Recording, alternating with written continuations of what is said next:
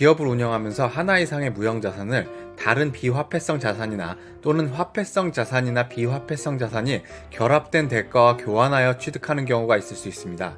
이 경우의 회계 처리는 기본적으로 유형 자산을 교환할 때의 회계 처리와 동일합니다.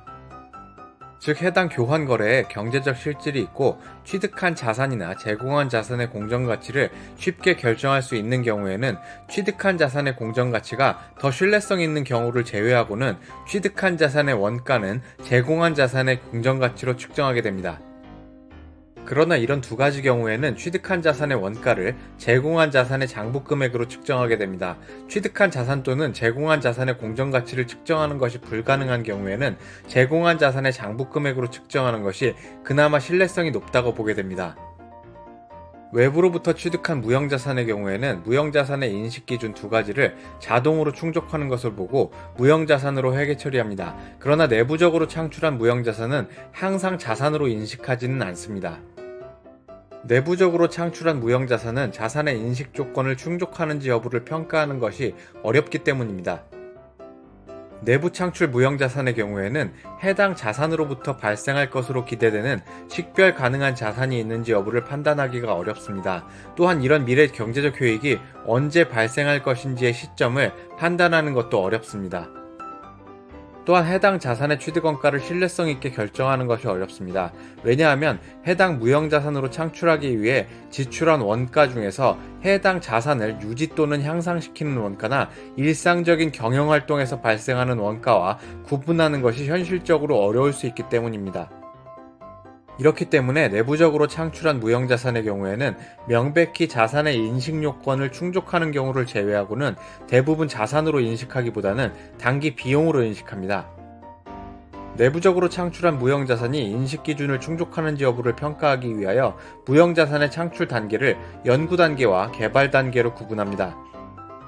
이렇게 구분한 다음에 연구 단계에서의 지출은 대부분 비용화하고 개발 단계에서 발생한 비용 중 자산의 인식 요건을 충족하는 비용에 대해서는 자산화하게 됩니다. 그렇지만 무형자산을 창출하기 위해 진행하는 프로젝트에서 연구 단계와 개발 단계를 구분하기가 어려운 경우에는 보수적으로 해당 프로젝트에서 발생한 지출을 모두 연구 단계에서 발생한 것으로 보아서 비용화하게 됩니다. 연구활동을 예로 들면 주로 이렇습니다. 즉 새로운 지식이나 기술을 얻거나 대체안을 위한 탐색을 하고 또는 개선안을 설계하고 선택하는 활동을 의미합니다. 앞에서 살펴본 바와 같이 연구 단계에서 발생한 지출은 미래 경제적 효익을 창출할 것이라는 확신이 없고 입증할 수도 없기 때문에 무형자산으로 인식하지 않고 발생 시점에 비용으로 처리합니다. 개발 단계는 연구 단계보다 훨씬 진전되어 있는 상태입니다. 따라서 미래 경제적 효익의 발생 가능성을 입증할 수 있는 경우가 있으며 이에 따라서 내부적으로 창출된 무형자산을 인식할 수 있는 가능성이 존재합니다. 개발 단계의 지출을 무형자산으로 인식하기 위해서는 이렇게 나열된 6가지 조건을 모두 만족해야 합니다. 만약 그렇지 못한 경우라면 개발 단계에서의 지출은 발생한 기간에 비용화합니다.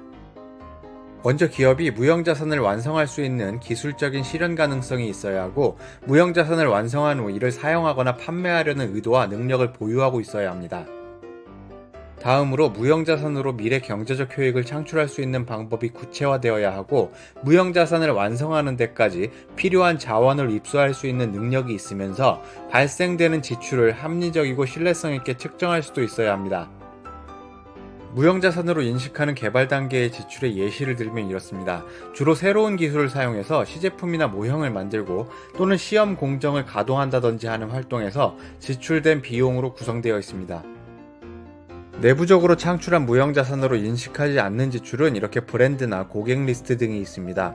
외부에서 구매한 것이 아닌 자체적으로 생성해낸 브랜드를 무형자산으로 기표하거나 고객과의 관계가 담긴 리스트 등은 무형자산으로서의 가치를 인정받기가 어렵습니다. 오늘의 영상은 여기까지입니다. 이 영상이 좋으셨다면 구독과 좋아요, 알림 신청까지 부탁드립니다. 다음에 더 좋은 영상을 올릴 것을 약속드립니다. 고맙습니다.